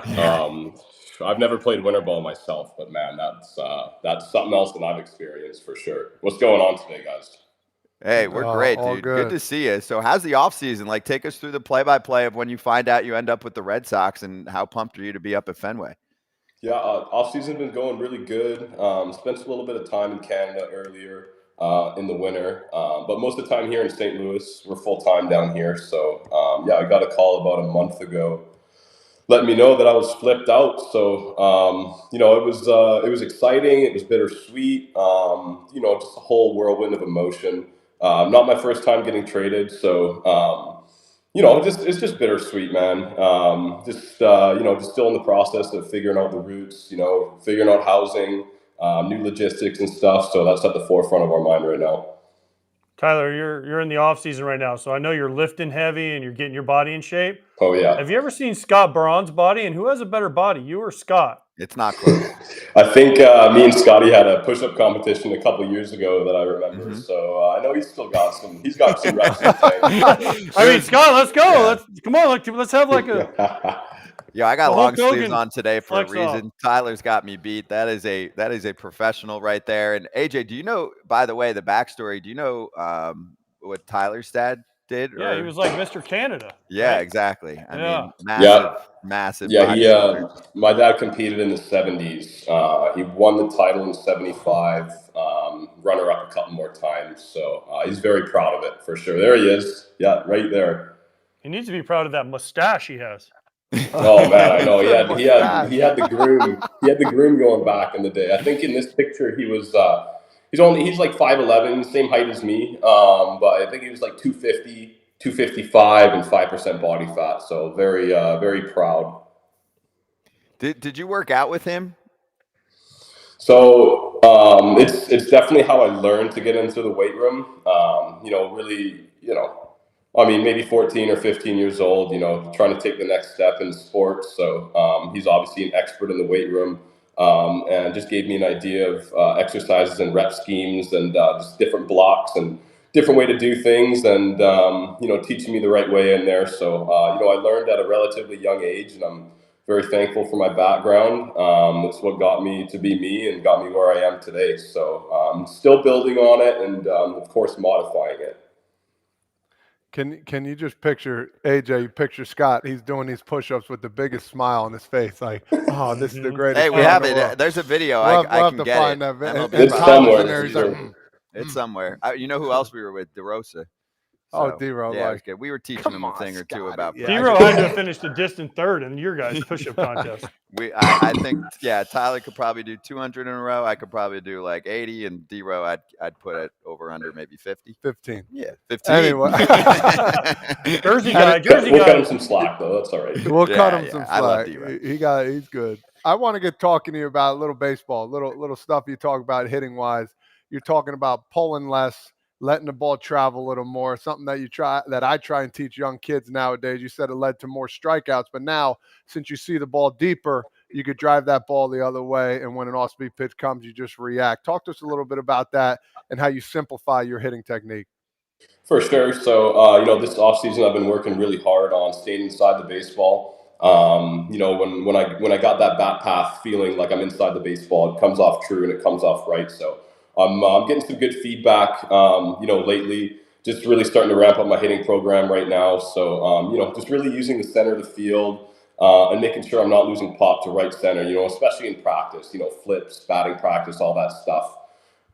Working from the inside of the ball, and then I'm able to ride out my hands and just let my hands go. So, I like where it's at right now, and I'm looking forward to putting it in competitive play soon. Yeah, and then let me ask you this. Along those lines, how does Fenway Park change it? Because a little flip of the bat, you're going to hit a home run to left field. So does that change anything, or you're going to stick with that approach? For sure. So it's a very, very tempting left field. I'll definitely say that, man. It doesn't change my prep work or what I'm gonna do on a day-to-day basis. Making sure I'm backspinning the ball up the middle and using the opposite gap, or at least thinking that way. It just kind of gives me more space out front to work. So when I am out front, I can hit that backspun fly ball over into left field, and it's only 300 something feet down the line there. So anything in the air is damage, but I'm definitely not trying to think pull the ball. That's when I start to get in trouble and start to roll over. Tyler, what was the experience like when you find out you're traded in terms of the Boston reach out? Did you speak to anyone like an Alex Cora or a Craig Breslow who takes over there new? And also, have you thought about how you're going from St. Louis, which I would say is one of the nicest crowds, and Boston is tougher. They will embrace the hell out of you, but then if you're struggling for a week, they'll let you know about it. I'm a Northeast guy, so I'm sure you know what you're dealing with when you're going over there, right? That's awesome. I'm looking forward to the challenge and playing in front of those fans. Man, it's just such an awesome city, such an awesome ballpark. When I first got traded over, Craig Breslow was the first one from the Sox organization to give me a call, just welcoming me. It was awesome to speak to him and get to know him a little bit. Then Cora gave me a call next. It sounds like they really prioritize culture down there. Sounds like they want to have an open dialogue and really, really be on the same page and keep that communication open. So I'm looking forward to working every day with those guys. I'm just looking forward to the new opportunity, looking forward to playing every day and seeing where it takes us. So, Tyler, are you excited to join the former list of Cardinals outfield alums that exit and become absolute superstars? I mean, we've all talked about it, at like a Randy Arozarena, Adolis Garcia, who just was an absolute stud and a star this past October, right? I mean, it's kind of fun. You poke fun at it for Cardinals fans, but it's also something that you can kind of add to a list for more fuel, right? Absolutely. That's definitely the goal. I'm more thinking about providing for Boston rather than, what I could have been for St. Louis at this point. But, to mention those two names, Arozarena and Garcia, man, I played with those guys in the minor leagues a little bit, the big leagues shortly, with the Cardinals, with those guys. And man, you can just tell the talent was oozing out of them. It's just a matter of time for guys like that. And, you saw him pop off last year, which is awesome. So, I'm looking forward to getting in that new environment, playing every day and just having that freedom to, go out and play and fail, have it all part of the game. You transitioned out of Boston. You're going to play for Alex Cora, who definitely seems like a player's guy, defends his players to the death almost sometimes. You came from St. Louis. You had some, I don't know, problems is the right word, but there were some things said with Ollie Marmol. Are you glad now you can just put those behind you? And as a former player, if my manager would have said that about me, I would have. I mean, I'm not as big, as strong as you. I would have been like, "Hey, man, where's this dude at? Like, I want to get after this guy." So, I mean, I give you credit. You handled it well. I would have been a little more angry, but aren't you glad, like, you can kind of maybe put that behind you now? Yeah, I mean, I think in the moment I handled it the right way. You know, obviously you don't want to create any kind of division like that, but you know, it was quite the situation for sure, man. You know, I'm happy it's all behind us, and you know, Ollie and I were able to move past it. But you know, I think at the end of the day, it kind of turned into respect at an arm's length. Um, and you know, I'm looking forward to again this new opportunity and coming in with a fresh slate, and just working hard, you know, getting after it every day and proving myself again. You know, a new division, new team, all that stuff. So, you know, we ended on good terms out there, so that I'm very thankful for. And you know, I have nothing but gratitude and thank for the city and the organization of St. Louis. You know, but everything comes to an end, and it was my time this time. I mean, 2021, you had one of the best seasons ever for a Cardinals outfielder. Do you think, and I hate this because coming from someone that knows how it goes, but like, and especially in St. Louis, like, do you think you got a bad rap there? And you think, you know, because I mean, I saw what happened, and I know we defended you on this show. I know Kratz and I defended you hardcore, and we're like, man, this dude is giving everything he's got. You know, we didn't like that the manager came in. I know there's more to it I that we don't appreciate know, that. but like, you know, do you think you got a bad rap and then it just kind of carried over and snowballed until where they're like, gosh, we can't bring this guy back, but hey, you ended up in a good place in Boston. For sure. I mean, maybe. I don't know. You know, I definitely try and keep my nose out of the media, generally speaking, and that was definitely what I was not trying to get involved in, you know, in April last year. So, but, you know, I don't know, man. I don't know. You know, it's unfortunate that it happened, but, you know, everything happens for a reason, and I feel like I got other stuff on the horizon going on now, and you know, like you said, back in 21, you know, that was such a fun run. The clubhouse had so much culture, so much leadership. You know, we had so much success winning those 17 games in a row. You know, it's something that I'm very grateful to be part of as well. And having the memory bank and all that stuff. So, you know, again, though, I know that's in the tank, and I know that's still the player I can be. I can turn it on in a week's notice. You know, I'm always one swing away, so I'm never worried about that. But again, I'm just looking forward to this new opportunity, and you know, it's going to be fun. It's going to be a fun year. And fans are excited to see the athleticism in the outfield too. So quite a few fans in the chat right now asking basically the same question. They're like, what's the plan? I'm sure you'll say, hey, you can play any of those positions out there, but has anyone on the Boston side explained to you, hey, maybe we see you playing X amount of, in an ideal world spot, you know, time in center versus a corner, etc. Yeah, I'm not sure what it's going to look like specifically. You know, Cora and I talked about it briefly. Sounds like there's going to be a little bouncing around. You know, I feel like I can be best utilized in right field and center field. There's just more ground to cover out there than left field. But yeah, obviously the monster's got its own dynamics, and just the way it bounces off the wall, you know, it can do anything out there. So you got to be on your toes wherever. But I'm not sure what it's going to look like right now. You know, those are conversations for spring training. That we can really narrow it down. I'm just focused on, you know, getting my body ready, getting my throwing program into tip-top shape, and being ready for 150 games this year.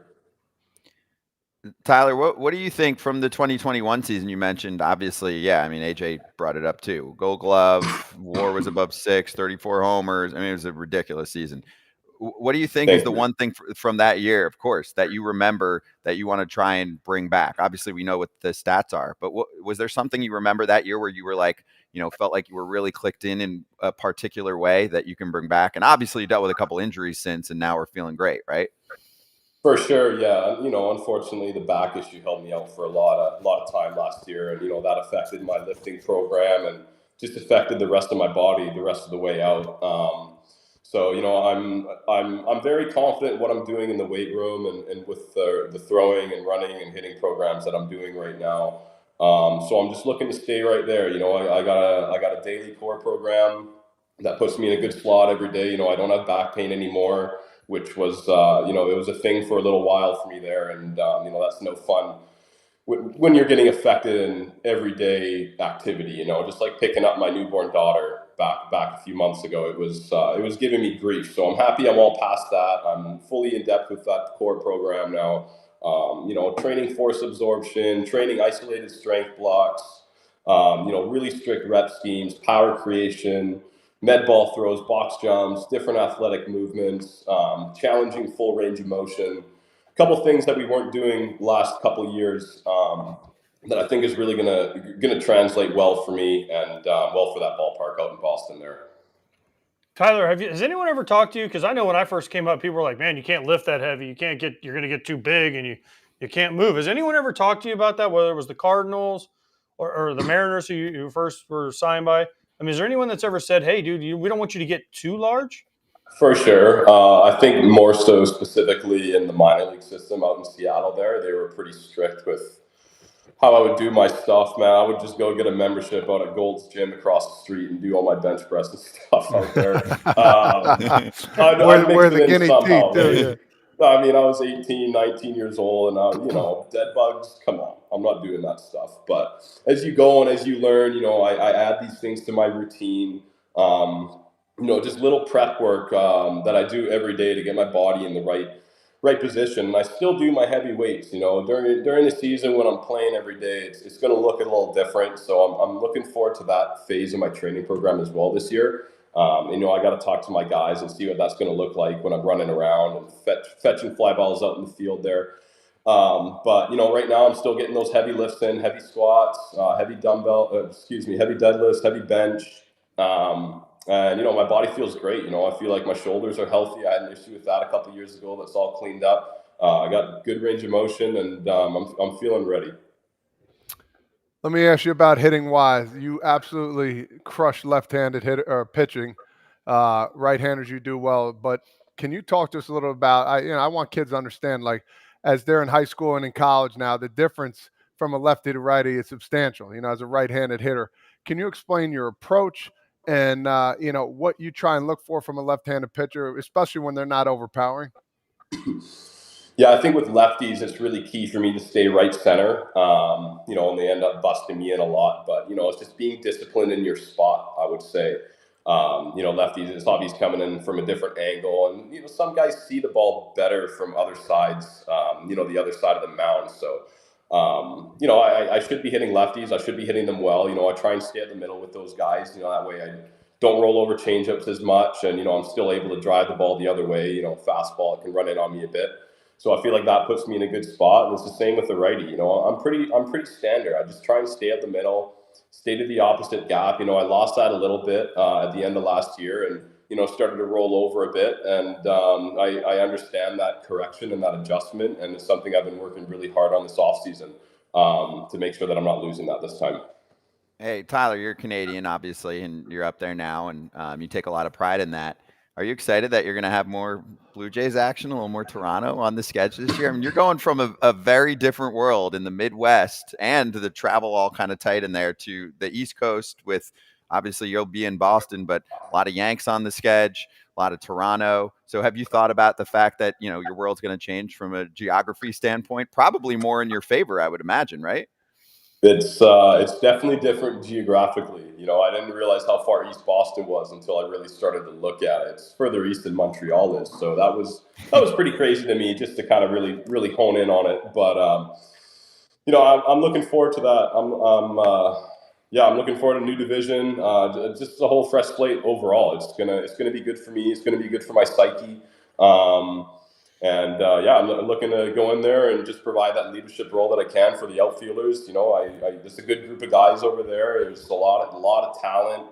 It's diverse. It's very, it seems like there's a really good culture in that clubhouse, at least from the brief bit that I've gotten to know the guys. So I look forward to being a part of that. Hey, just so you know, I played for the Red Sox for like half a year. You don't realize, how, like you said, how far Boston is from everything. You're like, oh, I'm in the AL East. Oh, yeah. We got easy flights to like Baltimore. It's like 2-hour flight. And you're like, shit, I didn't realize everything was that far. It's almost like, I know Seattle's by far the farthest one, but Boston is way up there. So you're going to get some frequent flyer miles, and you get some train rides too. Like if you're doing Boston, New York, you get some train rides in too. So just be ready. The travel's a little bit different, man. When you're in that central, it is so nice. You're like, oh, Milwaukee, Oh man, I got to take an Yeah. hour flight. Boston, Yeah. everything is 2 hours. Yeah. So I mean, travel is what it is. We can't complain too much though. I don't think we rack up too many frequent flyer miles on charter flights. So, but that'll be for another time. But it's gonna be fun. It's gonna be fun playing in the division that I grew up watching. Obviously, Toronto's heavily broadcasted in Canada where I grew up. So, watch the Red Sox all the time. I'm looking forward to wearing that iconic uniform. The travel is what it is. Hey, Tyler, I know sometimes like anybody, you have a chip on your shoulder. Do you feel like the team might have that because they are coming off a last place appearance, right? And maybe the expectations, I would say, are lower than, an Orioles team that's on the rise, the Yankees picking up Soto. So do you feel like, A, obviously the team can surprise some people, but B, there will be a little bit of that, hey, they're not expecting much out of us. We're going to come sneak in here and take 2 or 3.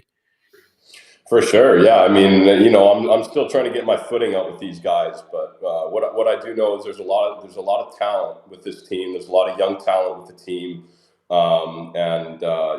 it's going to be a challenge. Of course, the division's really strong. I mean, the Rays and the Orioles, they both won 100 ball games last year or close to it. Those are obviously 2 teams that are really dialed right now and know what they're doing and have good systems. And the Yankees have been making some big moves for sure. And Toronto's always strong offensively and pitching and defense and stuff. So, we're going to go out, we're going to play our game, and we're going to see what happens, So I'm looking forward to getting with the guys and starting that grind, just starting that 160 grind. Anything can happen over that long duration. Yeah, we're excited, dude. You're gonna have a big ass year. We're pumped for the change. It's gonna be awesome. Thanks, out there guys. in Boston. Yeah, of course, Yeah, dude. man. Good We're luck. with you. So yeah, good luck. We'll see you in spring training because I think AJ or me or both will be down there at some point in Fort Myers. So we appreciate you, man. Crush the rest of the off season, and we'll see you in a few weeks. Sounds good, fellas. We'll talk down there. All right. Yes, perfect. Cheers. Good luck, Thanks, Tyler. Thanks Tyler. for having me on. Thank you, guys. Thank you, Tyler O'Neill, joining us on FT Live. Good combo there. Scott, And, I thought you went full Canadian there for a second. Why? You said something and you go Did I say A, and A? I was like, yeah, and Did I you say said A like the letter. I didn't No, catch but it. you said like one of 2 things is going to happen. You go A, and I was like, oh, A. But then you were like A or B, and I was like, darn it. Yeah. And I saw what you did there. You were trying. I liked it. Can you imagine if A every player or we B? bring on, I just give them a little bit of a taste of their accent or their lingo? Yeah. So because do you know that this is a thing in the Northeast? Some high schoolers will choose to go to school in the South, right? And I'm not talking about the school I went to. What, you don't know where I'm going with here? No, I'm trying to figure this out. Okay, ready? So let's say, you grew up in Jersey, in my town, and then you suddenly go to Bama or Georgia, right? One of those big southern state schools. They'll come back winter break after, maybe not after the first year, but definitely after the second year. And they speak with a southern accent sometimes. No, I don't like it. And I'll be like, I don't like it. oh, hey, you're 20 years old. You spent 20 years in Jersey and you're speaking with a southern they're like, accent "What now. you-" I mean, I don't care. Live your life. But I'm also like, what happened? And this is foreign to you, AJ? This is a real thing. And they'll be like, oh, it's I'm much just better than around. speaking with the Jersey accent or the New Yorker accent or the Boston. Hey, I want to get my car over Fenway Park and I want to get five. All right, I could deal with that one. People know what I'm talking about. Claudia right now just said it in our chat. She said she's got a friend who's got an accent now that lived in the Northeast for a while. Hey, everybody moved wants to be south. down south. I get it. Scott, you moved down there. No. I just use that as an example, AJ. The same thing can apply in the reverse. You live in the South, you come up north, all of a AJ's gonna sudden come it goes home. away. Hell no, I lived in Chicago North. I lived in Boston North. I ain't getting no accent. You don't have a Southern accent, though, do But you? I ain't got no Northern accent. No, you just have Well, he just brought it out then. Ain't got no. Ain't got no. Ain't got no. Anyway, let's get to those Boston Red Sox, eh? They've been talked about quite a bit. So our Bet MGM World Series odds. I was actually really curious about this one. Like, where are they placed? Because they're supposed to be a last place team, and that's where they're put right now in the division in terms of the divisional odds. But their lineup is pretty good. Like, it has pretty good upside. Obviously, we just talked to Tyler, and Yoshida was pretty terrible in the outfield last year. Got a little better down the stretch, but he was a pretty good offensive player. Devers is a beast. There's a lot of names there. Their pitching staff is pretty ugly still. That's why I have them as last place team. But going into last year, they were plus 6,000.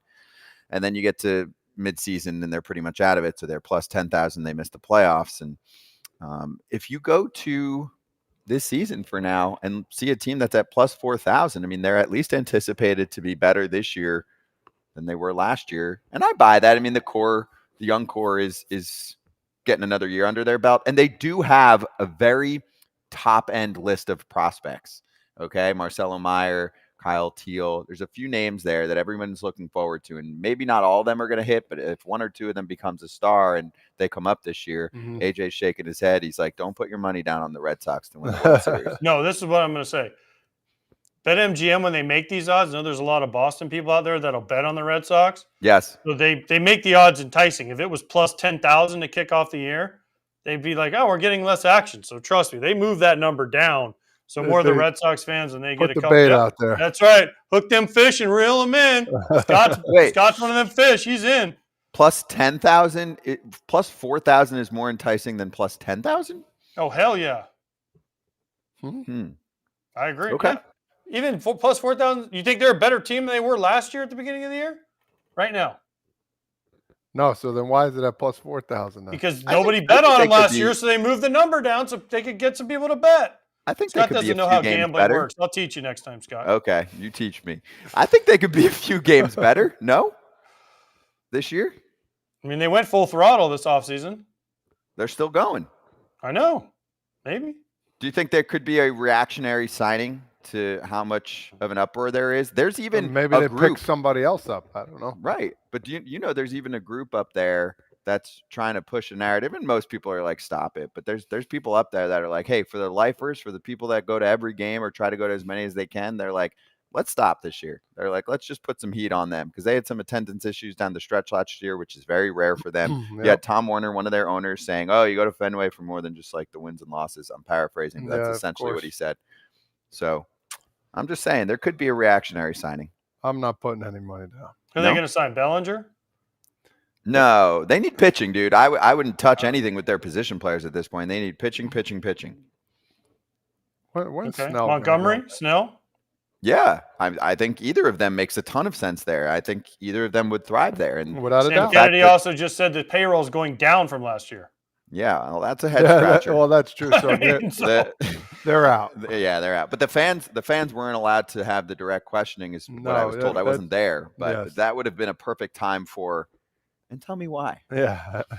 Tell me why it's going down. Why? Yeah. Oh my God, we said it same time. Exactly.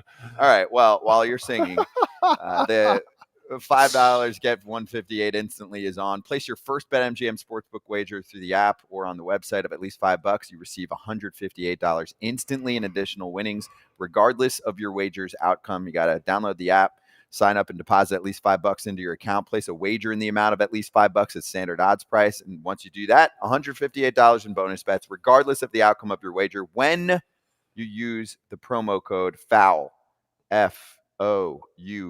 Tell your friends. Gambling problem or concern? Call 1-800-GAMBLER. All right. So did you see how Aaron Judge was watching FT the other day? Did you guys see that? I did not. Oh, okay. We got that's what he said for you on the Yankees lineup. So Judge had his All Rise Foundation gala, and Aaron Boone actually asked him about the lineup card, and we have a little clip from Booney, who was on the show last week. Check it out. Try it out. Yeah. Where in the lineup you want to hit this year, Eric?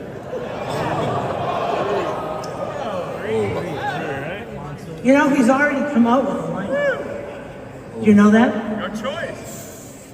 I've seen it. I've seen a couple lineups thrown out there, but I think you got it right. I think he's got me penciled in center field and hitting right behind that new guy. I was talking about him earlier, Soto. Anything you want to ask the manager? I got nothing for Booney right now. Just keep the top three. You know, DJ, Soto, me. We'll get it going for him. Sounds good to us. Nice. Hey, it's tough. I will say he's done a million interviews, right? Because you're in New York, you before the game, definitely after every game, all that. It's different when you're in front of a ton of people all suited up. for me, that's the toughest talking, the public speaking action, right? Because he was like, but he basically the point of why we're showing this is Booney was on the show last week. We went over the lineup card, and Judge clearly got word of it, or maybe just talked to Booney himself. No, they watch. Yeah, little DJ, Soto, Judgy. I mean, you can go either with the leadoff guy, in my opinion. Yeah, you could go DJ. You want a faster guy up there. You could go somewhere Volpe? else, but you could go if Volpe. if he starts hitting this year. Well, he was a rookie. We'll see how spring training. I mean, spring training doesn't mean much when you already know you're on the squad. I get it, but I'd like to see some speed on the bases, man. Ideally, I would say you can if even Anthony put Grisham. Volpe You could put Grisham in there when he starts. You know what I mean? You could mix it up. Leadoff? You're gonna hit Grisham at leadoff? You could. I'm not. Damn, listen, dude. I want what you're on today. Shut up. Seriously, dude. Like Grisham hit? Why not? Because you don't get on base and he can't hit? Not necessarily. Well, listen, he's in a new atmosphere. You never know what can happen. So, you think he's coming back? You think he's going to do well? I think he's going to be the second leadoff hitter. He's going to hit ninth, play center, and play a lot of center field. I'm good with that. But what about Volpe? I'm great with that. If Volpe would be the one. Volpe would be the one. If he's who he's supposed to, because he was a big deal prospect. He's supposed to be a good on base guy, and then he can swipe 50 bags for you. No, agreed. I think Volpe's the one. If he figures it out offensively, he would be the one. And over DJ, right? You could put DJ more into like a 6-7 role where he could drive in some runs. But you're not the catching. One of the catchers, isn't going to hit leadoff. Judge, Soto 2-3, Stanton, Rizzo's got to be in there, right, somewhere. So Glaber, Torres, Glaber. Listen, they got options, but leadoff is going to have to be DJ or Volpe for me. Mm-hmm. Verdugo will be in there, but lower also. And I wasn't saying he's going to play 120 games. Who? I'm just saying Grisham. I could see him leading off every once in a while. How many different lineups did they have last year? You tell me. I mean, shit. So do they have enough speed? It's not definite, but it could happen, and I wouldn't be upset with it, in my opinion. Do they have enough speed in your mind? No, I don't think they do. Like go through the 9 we said just now. Is that a speedy lineup? The game's changing, right? And they're one dimensional. They were one dimensional last year. That was the problem. They're one dimensional again. They don't have the athletic guys. But they don't have any athletic guys. I mean, really. I mean, Judge, Soto, Stanton, Rizzo, Glaber, right? I mean, Wells, Wells, catcher, right? I mean, it's like Trevino, but they're not like, you look at the Astros like Altuve, Bregman. These guys can steal a base when you need them to, right? The Rangers, Seager, Simeon. These guys are athletic. The Yankees are very like, oh, we're gonna have to hit homers or station to station. There's no like, I don't know. We'll see. Jayson Dominguez. Yeah, no. When he comes back. Once he comes back. So let's see how he is when he comes back first. Let's not put a lot on him. Well, we'll see where he goes too. Mm-hmm. I mean, I think they threw last year. They threw so much on Volpe. It's hard, Todd. It's hard when you're, especially in a market like New York, to be thrust into that spotlight and everyone's like, "Oh, you're the next Derek Jeter." And Volpe, dude, if I'm Volpe, I'm like, hold on, let's take a step back. I'm just trying to get my bearings right now, right? No doubt. And so I think let's slow down on the Dominguez stuff. He had a great time when he came up, but let's just take it. He's only 20, 21 years old. Let's take a deep breath. Let's give him some time to get healthy before we're like, let's throw him in the 3-hole between Judge and Soto. Like, hold on, let's take a breath. Yeah, and you got a guy like Soto who gets on base a lot, Judge who gets on base a lot. I'm going to be curious when, 2 outs, second and third, like who's going to be that 4th, 5th guy that's going to, Rizzo's going to have to step up. Mm-hmm. I love Rizzo. Oh, I love him to death. He had that situation last year was actually kind of a mess, right? Because he had a 6 start, remember? He had a great start to the season. And then he just fell apart. Yeah. And if you're not following them on a daily basis, right? Like we're covering the team nationally, you're like, what the hell happened? Right. And and you get like, where some people trying to play their best analysis game. They're like, oh, giving me all the mechanics of his approach or, oh, he's holding the bat this way, that way. No, he had a fucking concussion. And they just didn't pick up on it. That's why, period. That's it. He was waking up groggy and just thought, oh, I don't know, I'm tired, right? That whole story was that was why. I mean, you missed a huge, huge part of your lineup. and he was in your lineup, and Yeah. he was one of the worst hitters in baseball for a couple months because he shouldn't have been in the lineup. And it's one of those things, AJ, you've heard this before.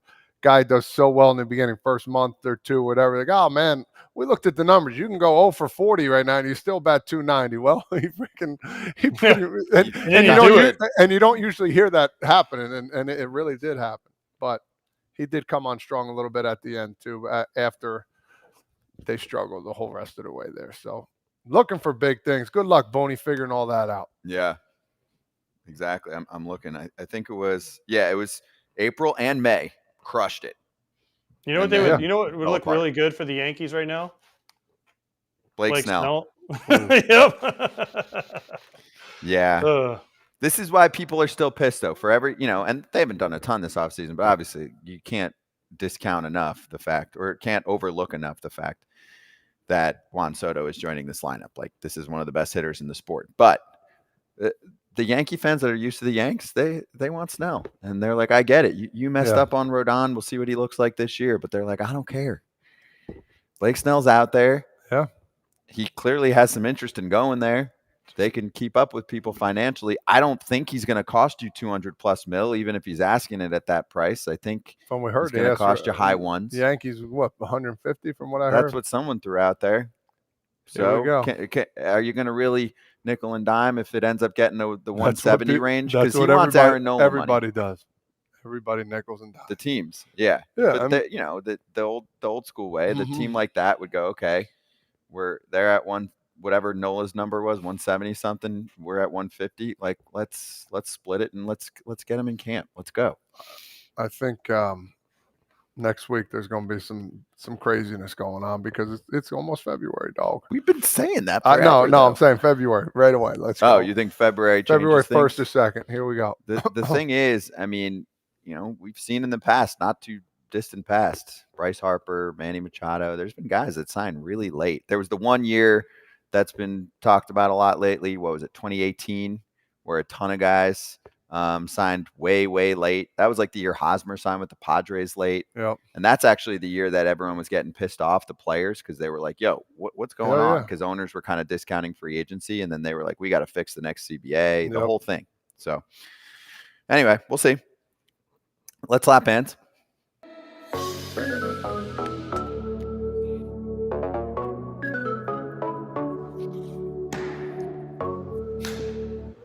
Yeah. AJ should be happy. You guys should both be happy. You got ties here. I'm not going. Not going? AJ is. What if you get the invite? You wouldn't go? No, probably not. No. I just would probably have something else going on. Okay.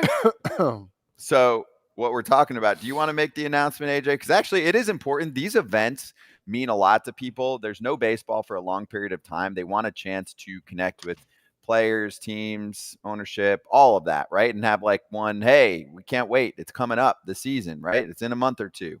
What are we talking about? 2025. I've been talking about this. They haven't had a Sox Fest in about 3 or 4 years now. And 2025, it's returning, Sox Fest. 2 days, but it's weird. It's ironic. Guess what 2025 is the 20-year reunion of, or 20-year anniversary of? World Series? Worst year of my life. So they're like, oh, we can make some cash money records off of AJ, come on down. We can get all them dudes in. You think, come on, Todd, you know that. Yeah. You know I'm right. You know they're thinking about it, and they're like, we haven't had it for 4 years. The fans are pissed. Oh, we can do it in 2025. We can get all the 05 guys to come back, and we can make a lot of money off of that.